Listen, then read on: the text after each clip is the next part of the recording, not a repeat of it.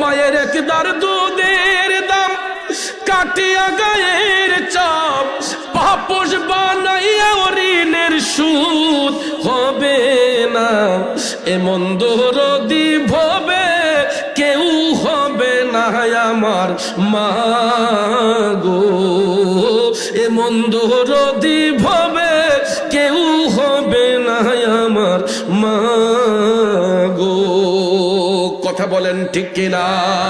এ বন্ধু, মৃত্যুর আগের দিন পর্যন্ত মায়ের গোলামি করলে, আমাদের গায়ের চামড়া দিয়া মায়ের জুতা বানাইয়া দিলে, পৃথিবীর কোন সন্তান মায়ের এক ফোঁটা দুধের ঋণ শোধ করতে পারবে না।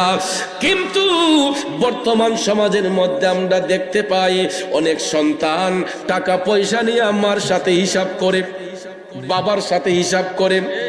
আসেনি মিয়া? আপনারা হয়তো দেখেছেন গত কয়েকদিন আগে একটা বনের পশু কুকুরের 8টা বাচ্চা প্রসব করেছিল। আপনারা দেখেছেন, মানুষ তো দূরের কথা, একটা কুকুর 8টা বাচ্চা প্রসব করেছিল। কুকুর একটু ঘেউ ঘেউ করার কারণে একজন মহিলার বিরক্তি বোধ হয়েছে। সে কেমন মহিলা, একটা মায়ের জাত হয়ে সে 8টা বাচ্চাকে বস্তার ভিতর ভরে পানির মধ্যে ফেলে দিয়েছে। এই পশুর দেহ থেকে জীবনটা কত কষ্টে বের হয়েছে, একবার কি চিন্তা করেছেন? দেখেন, শুধু এটা নয়, বাচ্চার জন্য মা যে কি করে। কুকুর হয়তো জবান দিয়ে আমাদের মতো কথা বলতে পারে না, কিন্তু কুকুর যেই রকম ভাবে চোখের পানি ছেড়ে ঘেউ ঘেউ করে কান্না করেছে, কুকুরটা পাগলের মতো হয়ে গেছে তার বাচ্চাকে খোঁজার জন্য। বাচ্চা না পেয়ে কুকুরটা পর্যন্ত পাগলের মতো হয়ে গেছে। কিন্তু চিন্তা করেন, আমরা পশুর চেয়েও কত নিকৃষ্ট হয়ে গেলাম। একটু একটু মায়া দয়া হইল না? 8টা কুকুরের বাচ্চা, কুকুর ছানা 8টা ছোট্ট বাচ্চা বস্তার ভিতর বইরা মানুষ হইয়া কেমনি এটারে পানির মধ্যে চুবাইয়া মারল। এ বন্ধু, এই জন্য আপনাদের পায়ে হাত ধরে বলি, শুধু মানুষ তো নয়, পশু পাখি পর্যন্ত তার বাচ্চা দিয়া দরদ থাকে। এটা তো কুকুরের কথা বললাম। গত বছর দরকার বাস স্ট্যান্ড আছে না, তো সেখানে আমি আমার গাড়ির চাকা হাওয়া দেব, তো আমি গেলাম একটা বলগানাইজের ঘরে, সেখানে হাওয়া দেওয়ার জন্য। আমি সেখানে যাওয়ার পরে দেখি আকাশ কালো হয়ে গেছে। তা আকাশ যখন কালো হয়ে গেছে, বৃষ্টি আসার সম্ভাবনা। তো আমি এক চালার নিচে একটু দাঁড়ালাম, আমার নিয়ে একটা চেয়ার দিছে। ওই দোকানদার কই, হুজুর আপনি বসেন চেয়ারে, এখন বৃষ্টি আসবে, এখন বের হইয়েন না। তা আমি বলছি আচ্ছা ঠিক আছে, বাতাসটা দেখেই যাই। তো এই এক চালার সাথে একটা গাছ, এই গাছের মধ্যে একটা বুলবুলি পাখি তার বাসা বাইদা বাচ্চা দিছে। তো ওই বাতাস যখন আসছে, একটা বাচ্চা পড়ে গেছে বাসা থেকে। তো দোকানদার কি করছে, বাচ্চাটারে সুন্দর করে হাত দিয়াই না এক চালার ভিতরে ভাবছে এখানে রাখলে বাতাসে নিয়ে যাবো বুড়াইয়া, বা বাতাসে বাচ্চাটা মাইরা ফেলবে, এক চালার ভিতরে আইনা একটা কাঠের উপরে রাখছে। তো ওই বাচ্চাটা যে সে দরদ দিয়েও আনছে, কিন্তু পাখি তো আর এটা বুঝতেছে না। ওই পাখির বাচ্চার মা মানে কিভাবে তার বাচ্চাকে এখান থেকে উদ্ধার করবে, এই বুলবুলি পাখিটা আমাদের মাথার উপর দিয়ে একবার একটা রুইসে আসে, আরেকটা রুইসে যায়, এমন ভাবে চেঁচামেচি করতেছে। আমার কাছে লাগতেছে যদি সে মানুষের মতো কথা বলতে পারতো, তখন সে চিৎকার করে বলতো যে আমার বাচ্চা দেও, আমার বাচ্চা ফেরত দাও। কথা কোন ঠিক না ঠিক? আমরা সমাজের মানুষ হইয়া আমাদের মন মানসিকতা কত নিচে। চিন্তা করেন, মা বাবার সাথে আমরা হিসাব করি। ভাইয়ের আমার, বন্ধুরা আমার, মা সন্তান যে জন্ম দেয়, ওই মাটা বুঝতে পারে একটা সন্তানকে লালন পালন করতে গিয়ে কতটুকু পরিশ্রম হয়। কতটুক কষ্ট ত্যাগ করতে হয়। আর আমরা বড় হইয়া ওই মা বাবারে নিয়ে বড় কষ্টেই পড়ে যাই, তাদেরকে নিয়ে ভাগাভাগি শুরু করি, তাদেরকে নিয়ে আমরা টানাটানি শুরু করি, তুমি খাওয়াই আব্বারে, তুমি খাওয়াই আম্মারে। এর যুবক পোলাপান পায়ে হাত ধরে বলবো রে, সব কিছু নিয়ে তামাশা কইরো না। পারলে নিজের একটা কিডনি বিক্রি করে ফেলো, পারলে নিজের গায়ের চামড়া দিয়া মা বাবার পায়ের জুতা বানাইয়া দিও, তারপরেও কোনদিন মা বাবারে নিয়ে ভাগাভাগি করবা না। কারণ রিজিকের মালিক কে? জোরে কোন কে? রিজিকের মালিক আল্লাহ। এই জন্য আমার আল্লাহ বলেছেন, মালিকাল মুলকি তুতিল মুলকা মান তাশাউ ওয়া তানজিউল মুলকা মিম্মান তাশা। আল্লাহ কয়, আমি সেই আল্লাহ। ওগো হাবিব, আপনি বলে দেন, আমি যাকে ইচ্ছা রাজ্য দিতে পারি, যার কাছ থেকে ইচ্ছা আমি রাজ্য ছিনিয়ে নিতে পারি। দেওয়ার মালিকও আল্লাহ, নেওয়ার মালিকও আল্লাহ। কথা বলেন ঠিক কিনা? এই জন্য যুবক ভাই, পায়ে হাত ধরে বলে যাব, কোনদিন ওই মা বাবারে নিয়ে ভাগাভাগি করবেন না, কোনদিন মা বাবারে নিয়ে কোনদিন টাকা পয়সার হিসাব করবেন না। যত পারেন তাদের ভরণ পোষণ করবেন, যত পারেন তাদের ভরণ পোষণ করবেন। আপনার কোন ভাই কি করছে না করছে এটা কোনদিন দেখেন না। তৈলি কি এবিডি আল্লাহর দিদার পাইতো না? নবীর দিদার পাবে না? সাহাবীদের মধ্যে সবচেয়ে কালো ছিলেন বেলাল হাবশী রাদিয়াল্লাহু তাআলা আনহু। বেলাল হাবশী রাদিয়াল্লাহু তাআলা আনহু সাহাবীদের মধ্যে সবচাইতে কালো ছিলেন। কিন্তু আমার রাসূল বলেছেন, ইশকে মুস্তাফার প্রেম থাকার কারণে নবী বলছেন, বেলাল তুমি আমার আগে জান্নাতে কদম রাখবা। কালো বেটার সম্মান আসেনি? নবীরে ভালোবাসার কারণে দেখেন রাসূল বলতেছেন, বেলাল তুমি আমার আগে জান্নাতে কদম রাখবা। হযরতে বেলাল রাদিয়াল্লাহু তাআলা আনহু এটা শুনে তিনি আপসেট, তিনি কাঁপতে শুরু করলেন, ইয়া রাসূলুল্লাহ, নবী গো, আপনি দুজাহানের সরদার, আপনার আগে আমি বেলাল জান্নাতে কদম রাখবো, নিশ্চয়ই আমি মনে হয় বড় ধরনের কোনো অপরাধ করে ফেলেছি। ইয়া রাসূলুল্লাহ, আমি মনে হয় বড় ধরনের কোনো অন্যায় করে ফেলেছি। আমার রাসূল মুস্কি মুস্কি হেসে বললেন, না বেলাল, তুমি এই কারণেই আমার আগে জান্নাতে কদম রাখবা। হাসরের ময়দানে আল্লাহ রাব্বুল আলামিন আমি নবীকে বহন করার জন্য হাজার হাজার সাওয়ারি পাঠাইবেন, কিন্তু আমি যেই সাওয়ারি দিয়ে মেরাজ শরীফের মধ্যে গিয়েছিলাম, এই বোরাক নামক বাহনটা আমি রসুলের সামনে যখন হাজির হবে, তার সামনে একটা শিকল থাকবে, এটাকে টাইনা নেওয়ার জন্য। আর ওই শিকলটা আমার আল্লাহ তোমার কাঁধের মধ্যে প্রদান করবে। বেলাল, এই জান্নাতি বাহনের শিকলটা থাকবে তোমার কাঁধে। তাইলে জান্নাতের দরজা যখন খোলা হবে, আমি রসুল তো সাওয়ারির মধ্যে বসা থাকবো, আর শিকল যেহেতু তোমার কাঁধে থাকবে, তুমি তো টাইনা নিবা। এই গাড়ির ড্রাইভার আগে থাকে না প্যাসেঞ্জার আগে থাকে? কারণ জান্নাতি সওয়ারির প্যাসেঞ্জার হলেন রাহমাতাল লিল আলামিন, আর ড্রাইভার হচ্ছেন হযরতে বেলাল হাবশী রাদিয়াল্লাহু তাআলা আনহু। সুবহানাল্লাহ বলবেন না? ভাইয়ের আমার, বন্ধুরা আমার, দেখবেন জজ সাহেবের গাড়ি চালাইলে অনেক সময় এই ড্রাইভারেরও ইজ্জত বাইরে যায়। এক জায়গায় গেলে দেখবেন মানুষে টান দিয়ে একটা চেয়ার দেয়, আর এটা জজ সাহেবের ড্রাইভার, আর এটা এমপি সাহেবের ড্রাইভার, এটা মন্ত্রী সাহেবের ড্রাইভার, এটা প্রধানমন্ত্রীর ড্রাইভার। এবারে সম্মান এটা আলাদা। কথা কোন ঠিক না ঠিক? তাইলে রাহমাতাল লিল আলামিন নবী জান্নাতি সাওয়ারির মধ্যে বসা থাকবেন, আর শিকল থাকবে হযরতে বেলাল হাবশীর কাঁধের মধ্যে। সুবহানাল্লাহ বলবেন না? রাসূল বললেন, বেলাল ওই শিকলটা তুমি টাইনা দিবা, জান্নাতের দরজা খোলার পরে প্রথম কদমটাই পড়বে তোমার। আরো জোরে কর না সুবহানাল্লাহ। তাইলে নবীর গোলামিতে শান্তি নেওয়া শান্তি। এ বন্ধু, আমাদের মুসলিম পরিবারের মধ্যে আমরা এখন বর্তমানে দেখি, সকল দুনিয়া দার উদ্ধারের জায়গা, যেমন কর্ম তেমন ফল। ঠিক কিনা বলেন? আমার মা বোনরা গো, বিবাহ হইয়া শ্বশুর বাড়িতে যারা আসছেন, শ্বশুর আব্বাকে শত্রু মনে করবেন না, শাশুড়িকে শত্রু মনে করবেন না। আবার তো হেরা কইব যে হুজুরে খালি হেরা রিকো থাকো, কিন্তু ইহানো একটা কথা আছে, কিন্তু অনেক পরিবারের মধ্যে যিনি শাশুড়ি হয়, শ্বশুর হয়, এরা অনেক অনেক পরিবারে, সব পরিবারে না, কিছু কিছু পরিবারে ছেলেরে বিয়া করাইলে মনে করে যে কামলা বিডি কিনা লইছে। আসেনি মিয়া? এরা মনে করে যে মনে হয় ছেলেরে দিয়া একটা কাজের বিডি ঘরের মাঝে আনছে। ওই যে মানুষে কয় যে নাফিদ দেখলে কুনির নকু বলে বাইরে জায়গা। আরে মিয়া, একটা মেয়ে আর একটা সংসার থেকে আপনার সংসারে আসছে, এটা তো আরেক ফাতিলার ভাত খাইয়া বড় হইছে, ঠিক না বেঠিক? ওই ঘরে বড় হইছে, ওই ঘরের একটা পরিবেশ ছিল। আপনার ছেলের মাধ্যমে নেকাহের বন্ধন হইয়া আপনার বাড়িতে বউ হয়ে আসছে, পুত্রবধূ হয়ে আসছে। এটা তো একদিনে শিখতো না, এটারে আস্তে আস্তে আস্তে আস্তে আপনার ছেলে মনে কইরা, মেয়ে মনে কইরা এটারে যখন গইরা তুলবেন, দেখবেন এই বেটি কোনোদিন সংসারে অশান্তি করতো না। কিন্তু আবার পরের দিনই দেখা যায়, হ্যাঁ বেটি সোলাদ দিছে না করে, 8টা বাজে ঘুমতে উঠছে করে, ওমা এটা কি থাকবো। নতুন বউ এটা তো শিখতে শিখতে 1-2 মাস যাইব গা। কথা কোন ঠিক না বেঠিক?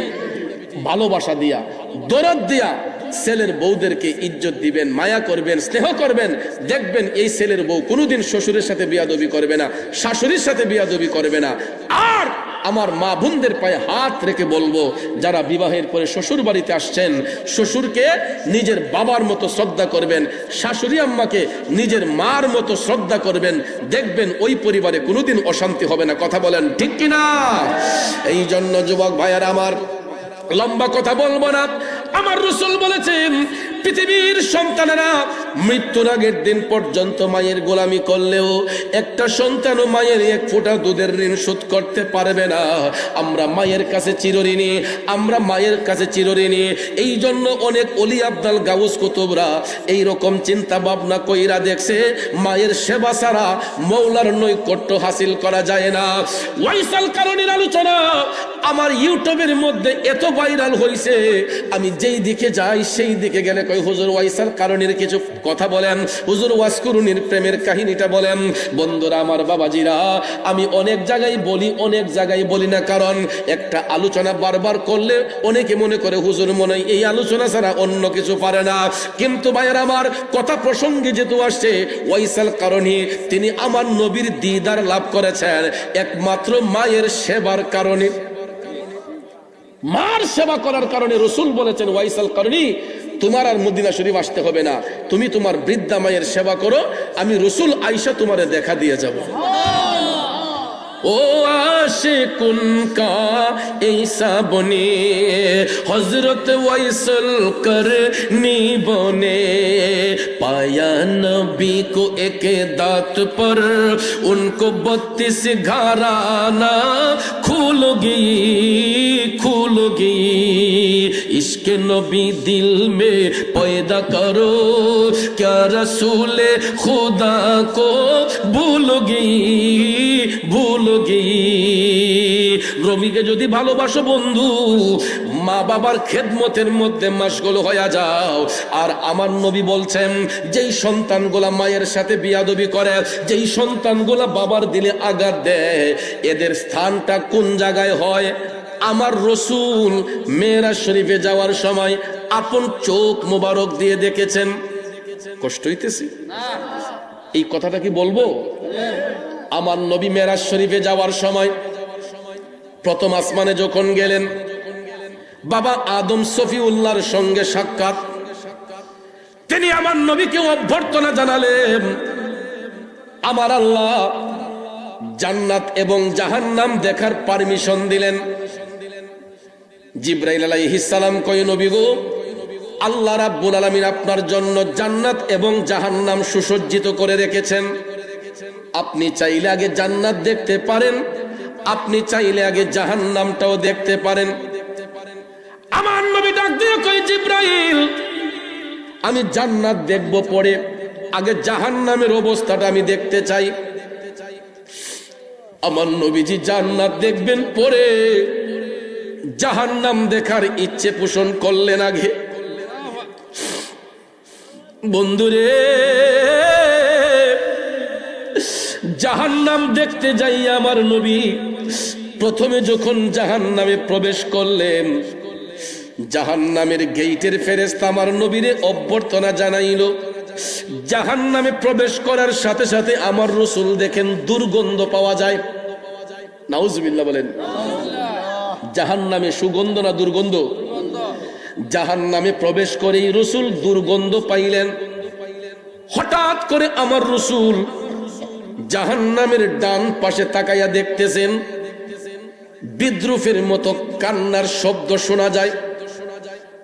কি শোনা যায়? বিদ্রুপের মতো কান্নার শব্দ শোনা যায়। হঠাৎ করে রাসূল তাকাইয়া দেখছেন ওই কান্নার শব্দে জাহান্নামের আগুনের তাপে মাটি ফাইটা আগুনের ফুলকে গোলা উপর দিকে উঠতেছে। অগ্রহায়ণ মাসে ধান কাটার পরে দেখবেন বাইন ধান যেগুলা খেরের ফাড়ার মাঝে আগুন লাগাইলে দেখবেন আগুনের ফুলকি গুলা লাফাইয়া লাফাইয়া উপরে উঠে, ঠিক না? আমার যুবক বন্ধুরা, আমার মদিনার কামলিওয়ালা নবী মায়ার নবী দেখতেছেন মাটি ফাইটা আগুনের ফুলকি গোলা উপর দিকে উঠতেছে, আর কবরের ভিতরে বিদ্রুপের মতো কান্নার শব্দ শোনা যাচ্ছে। এ মান্দারপুরের যুবকরা শুনো রে, দয়াল নবী আমার টপ টপ করে চোখের পানি ছেড়ে কান্না করতেছেন। জিবরাইল আলাইহিস সালাম ডাক দিয়া কয়, নবী গো, ইয়া রাসূলুল্লাহ, মায়ার নবী গো, এরা আপনার উম্মতের মধ্যেই একদল লোক। নবী গো, এরা দুনিয়ার জমিনে মায়ের উপর হাত তুলতো, বাবার উপর হাত তুলতো। ইয়া রাসূলুল্লাহ, ওই সন্তানগুলোর উপর আমার আল্লাহ নারাজ হয়ে গেছে, কারণ এরা মা বাবার গায়ের উপর হাত উঠাইতো। বলুন, এই দেশে এই কুলাঙ্গার সন্তান আছে না নাই? এদের পরিণামটা হচ্ছে জাহান্নামের তলদেশে। আমার রাসূল বলতেছেন যে আমি যখন মেরাজে গিয়েছি জাহান্নামের তলদেশে তাকিয়েছি, আর এটার কতটুকু গভীরতা এই সম্পর্কে রাসূল বলেছেন যে জাহান্নামের মধ্যে দুজক, যেটা দুজকের তলদেশ, যেটা অর্থাৎ দুজকের প্রথম স্টেপ থেকে, দুজকের উপর থেকে যদি একটা পাথর ছেড়ে দেওয়া হয় ৭০,০০০ বৎসর যাওয়ার পরে যতটুক গভীরতা, এর নিচে হচ্ছে জাহান্নামের তলদেশ। নাউজুবিল্লাহ কোন। সেই জাহান্নামের তলদেশে রাইখা ওই কুলাঙ্গার সন্তানগুলা যারা মার উপর বাবার উপর হাত উঠায়, এদেরকে আমার আল্লাহ জাহান্নামের আগুনের তাপ দেয়, আর এই ৭০,০০০ মাটির নিচ থেকে, জাহান্নামের তলদেশ থেকে এই আগুনগুলা লাফাইয়া দুনিয়ার উপরে উঠে। আল্লাহু আকবার বলেন। রাসূল বলেন যে একটা সুইয়ের নাল কত বড় হতে পারে? সুইয়ের নাল দেখে কলা গাছ ঢুকবো? কান্নাগুলো ঢুকতো না, ঠিক না বেঠিক?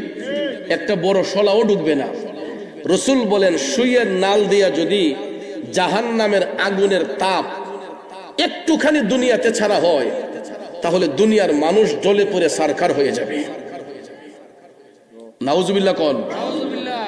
জাহান্নামের আগুনের যে তাপ দুনিয়ার মধ্যে, যদি এই আগুনের তাপ সুইয়ের নাল দিয়া যদি একটু তাপ দেওয়া হয়, তাহলে গোটা পৃথিবীর মানুষ জ্বলসে যাবে, পুড়ে ছাই হয়ে যাবে। তাইলে চিন্তা করেন জাহান্নামের আগুনের তাপ কতটুক ভয়াবহ হতে পারে। আমার রাসূল দেখতেছেন চিৎকার শোনা যায় এবং কবরের মাটি ফাইটা আগুনের ফুলকিগুলা উপর দিকে উঠতেছে। দয়াল নবী আমার চোখের পানি ছেড়ে কান্দে।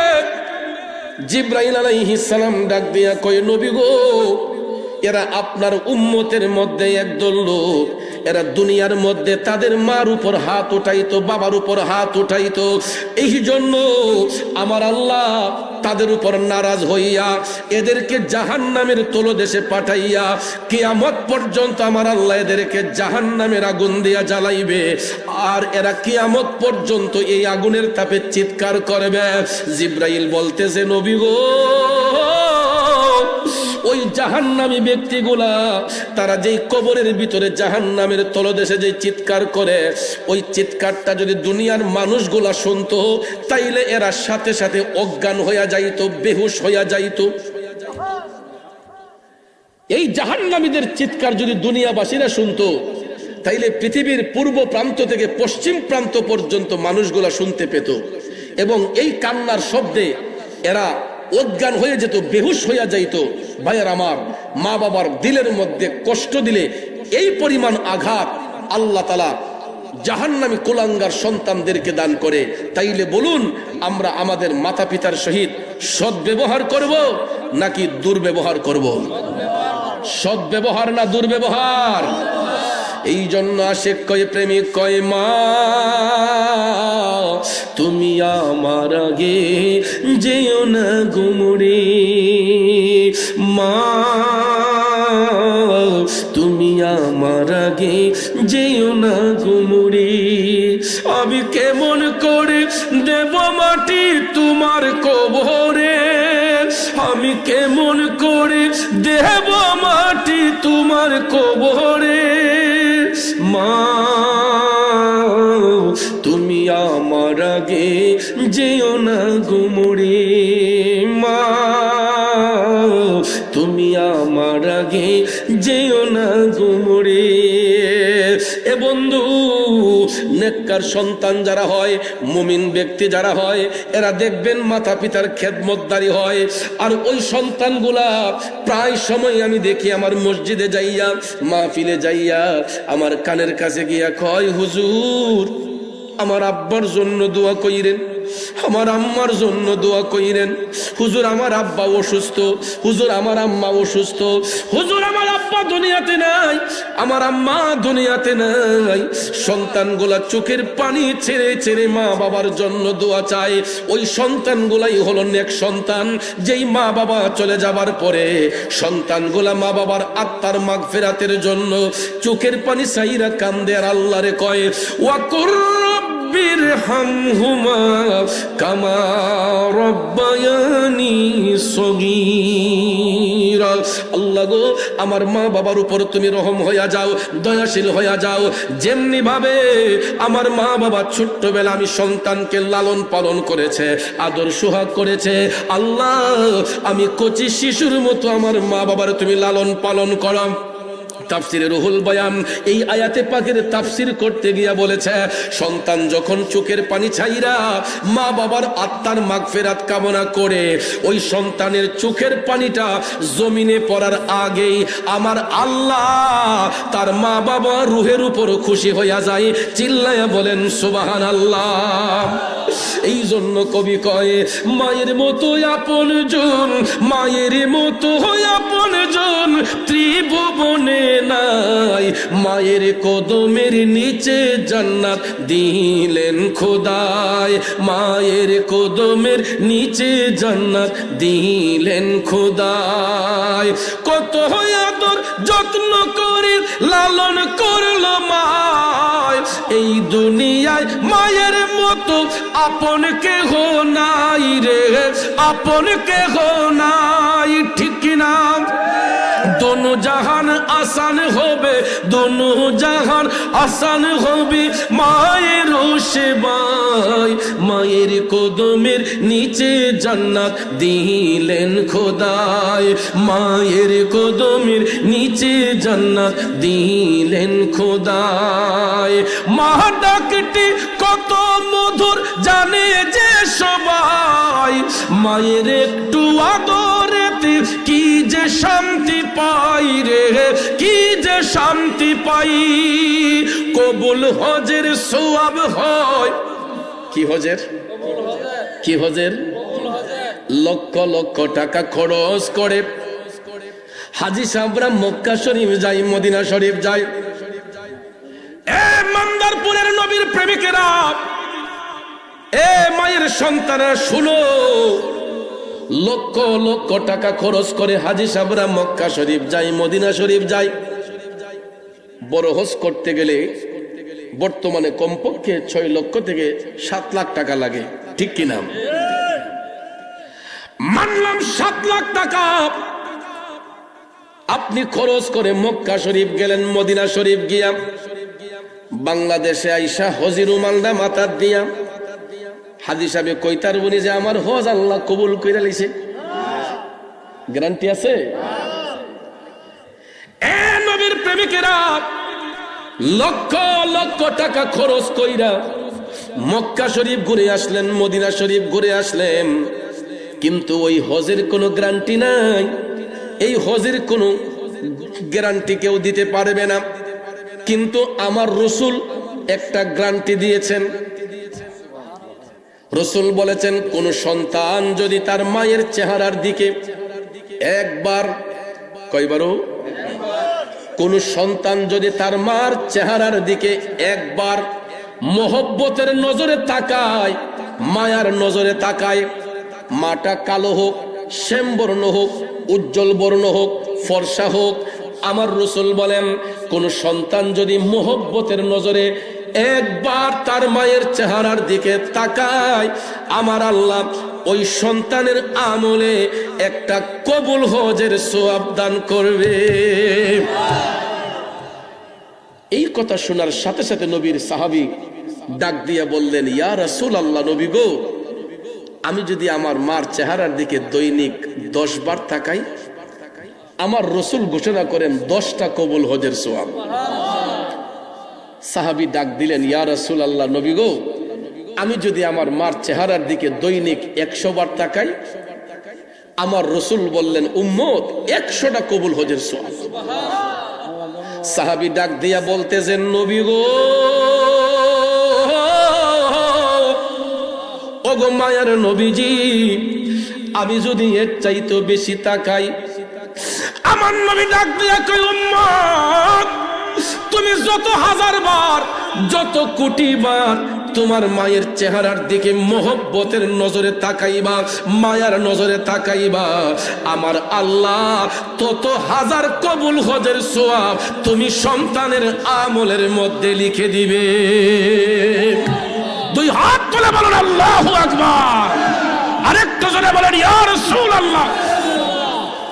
ওরে মানুষ রূপে সৃষ্টি করলো দয়াল খোদাই, কত আদর করলো মায়ের, তার সীমানা নাই রে, তার সীমানা নাই। কবুল হজের সওয়াব হয় দেখলে মায়ের চেহারায়, মায়ের কদমের নিচে জান্নাত দিলেন খোদায়, মায়ের কদমের নিচে জান্নাত দিলেন খোদায়। আমার মায়ের মতো আপনজন, মায়ের মতো আপনজন ত্রিভুবনে নাই, মায়ের কদমের নিচে জান্নাত দিলেন খোদায়। কথা বলেন ঠিক না বেঠিক? তাইলে ওই মায়ের সাথে সদ্ব্যবহার হবে না দুর্ব্যবহার হবে? ওরে মায়েরও প্রসবের কালে বুক ভেসে যায় নয়ন জলে রে, ওমা সন্তানের লইয়া কুলে ভুলে প্রসব যন্ত্রণা, দুঃখের দরদি আমার জনম দুঃখী মা, গর্ভধারিণী মা, জনম দুঃখিনী মা, দুঃখের দরদি আমার জনম দুঃখী মা। খারাপ লাগতেছে ভাইয়ারা। এ বন্ধু, 10 মাস 10 দিন আমরা মায়ের পেটে ছিলাম, মারে কষ্ট দিয়েছে, আঘাত দিয়েছে। এই জন্য নবী কামলিওয়ালা বলেছেন, মৃত্যুর আগের দিন পর্যন্ত কোন সন্তান যদি মার গোলামি করে, মৃত্যুর আগের দিন পর্যন্ত মায়ের গোলামি করলেও পৃথিবীর কোন সন্তান ওই মায়ের একটা ফোঁটা দুধের ঋণ শোধ করতে পারবে না। চিল্লায়া বলেন আল্লাহু আকবার।